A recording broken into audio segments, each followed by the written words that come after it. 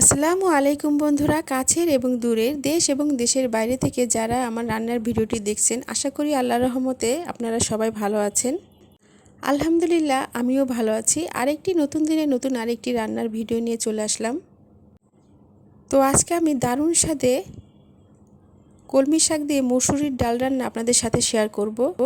তো এখানে আমি একাটি কলমি শাক নিয়েছি আর ভালো করে বেছে নিয়েছি, আর এখানে পরিমাণ মতো মসুরির ডাল নিয়েছি। এখন রান্নায় চলে যাব। তো মসুরির ডাল ধুয়ে একটি কড়াইয়ে পরিমাণ মতো পানি দিয়ে চুলায় বসিয়ে দিয়েছি। এখন কেটে রাখা পেঁয়াজ, কাঁচামরিচ, রসুন কুচি দিয়ে দিব। এখন পরিমাণ মতো আদা রসুন জিরে একসাথে বাটা দিয়ে দিলাম। স্বাদ মতো লবণ, পরিমাণ মতো হলুদের গুঁড়া। হলুদের পরিমাণটা একটু বেশি দিয়েছি, কারণ ডালের মধ্যে কলমি শাক দিব, আর শাকের তরকারিতে হলুদের পরিমাণটা একটু বেশি লাগে, দেখতে ভালো দেখা যায় আর কালারটাও অনেক সুন্দর হয়। তো একটু নেড়েচেড়ে দিচ্ছি। আমার ভিডিও দেখে যদি আপনাদের ভালো লেগে থাকে তাহলে লাইক, কমেন্ট, শেয়ার করে দিবেন আর অবশ্যই সাবস্ক্রাইব করবেন। তো এখন ডালের মধ্যে কেটে রাখা কলমি শাক দিয়ে দিব। শাকটাকে ভালো করে পানি দিয়ে ধুয়ে কেটে নিয়েছি। কলমি শাকগুলো কিন্তু একটু বড় করে কেটে নিয়েছি। তো শাকের উপর দিয়ে আমি একটু অল্প পরিমাণ লবণ ছিটিয়ে দিয়েছিলাম ব্যাক ক্যামেরায়। এখন ভালোভাবে নেড়েচেড়ে দিব।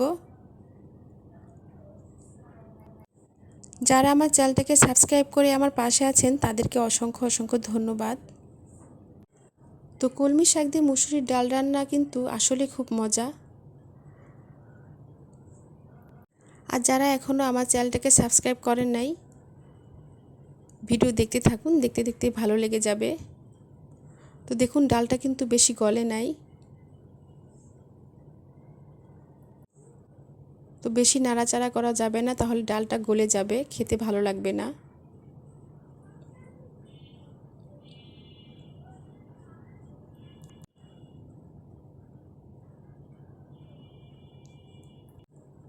তো কলমি শাকটা সেদ্ধ হয়ে গেছে, এখন বাগার দিব। তো চুলা থেকে আমি ডালটা নামিয়ে নিব। তো আবারও চুলায় কড়াই বসিয়ে পরিমাণ মতো সাদা তেল দিয়ে দিয়েছি। এখন অল্প পরিমাণ আস্ত জিরে, 2টা শুকনো মরিচ দিয়ে দিলাম, এগুলো একটু ভেজে নিব। তো ভাজা হয়ে গেছে, এখন কেটে রাখা পেঁয়াজ এবং রসুন কুচি দিয়ে আবারও একটু ভেজে নিব।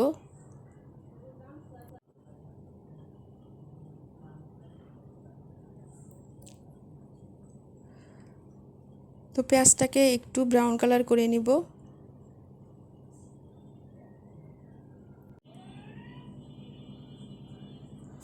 তো পেঁয়াজটা ভেজে নিয়েছি, এখন এর মধ্যে আমি ব্যাক ক্যামেরায় ডাল দিয়ে দিয়েছি।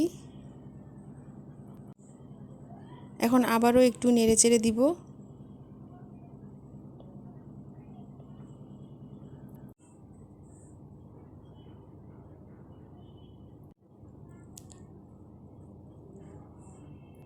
তো আমি আবারও একটু লবণ দিয়ে দিলাম।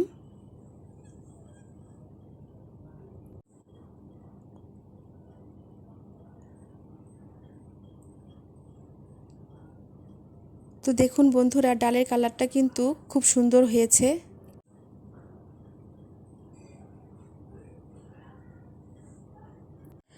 এখন পরিমাণ মতো ভাজা জিরে গুঁড়ো দিয়ে দিলাম। জিরেটাকে ভেজে আমি আগে গুঁড়ো করে নিয়েছিলাম।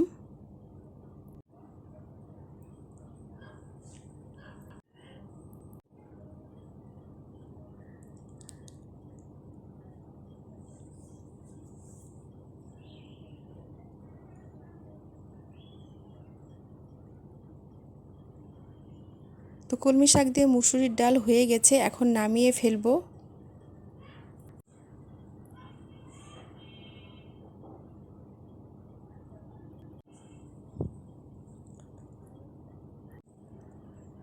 তৈরি হয়ে গেল দারুণ স্বাদে কলমি শাক দিয়ে মুসুরির ডাল রান্না।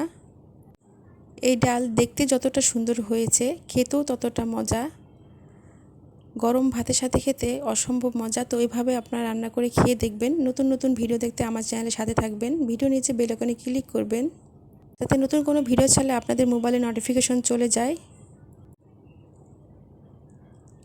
সবাই ভালো থাকবেন। আল্লাহ হাফেজ।